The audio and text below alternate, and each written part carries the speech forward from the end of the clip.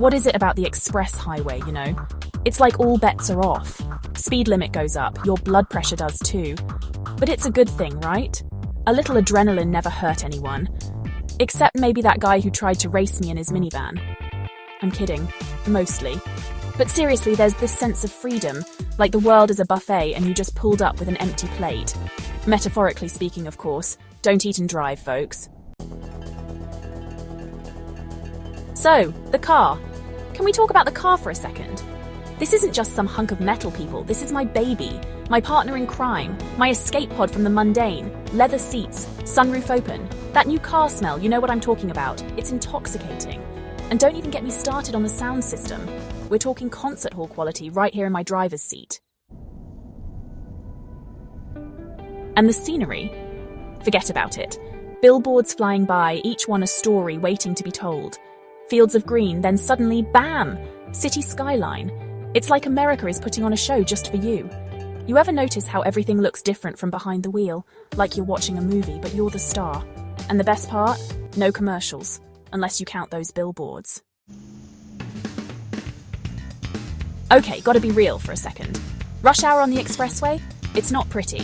It's like everyone forgot how to drive at the exact same time. Tailgating, lane switching, that guy picking his nose in the next lane. It's a jungle out there, folks. And I'm not talking about the concrete one. This is a different kind of jungle. A jungle of stress and brake lights. Section 5. Dude, where's my exit? And the exits? Don't even get me started on the exits. They sneak up on you, those things. You're cruising along, lost in thought, maybe humming along to the radio. Then bam, missed exit. Now you're doing that awkward slowdown, trying to merge back over 4 lanes of traffic. People honking, giving you the finger. And you know what? They're right to be angry. I messed up. Section 6. The open road not so open after all.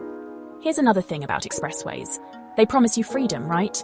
Open road, wind in your hair. But here's the catch, you're trapped. Stuck in your lane, stuck behind that slowpoke in the minivan. You can't just pull over for a break, you know, unless you want to risk getting rear-ended by a semi-truck. So much for freedom, right? Section 7. Triumphant arrival, or something like that. But then just when you think you can't take it anymore, you see it. Your exit, shining like a beacon of hope in a sea of brake lights. You signal, you merge, you breathe a sigh of relief. Freedom? Sort of. Sure, you're probably just driving to the grocery store or picking up your dry cleaning. But for a second there, it felt like you could go anywhere, do anything. That's the magic of the expressway, I guess. Section 8. The joy of driving, it's not what you think. People think driving is just about getting from point A to point B, but it's not. It's about the journey, man. The little moments, the bad radio jingles, the lukewarm coffee in the cup holder. It's about feeling the engine purr beneath you, like a contented cat. It's about that moment when the traffic clears and you can finally open her up. It's about the freedom of the open road, even if it's an illusion. Section 9, until next time, open road. So yeah, the expressway. It's a love-hate relationship, but mostly love. Because even with all its quirks and frustrations, it's still the best way to get around. And hey, at least it's not the subway, right?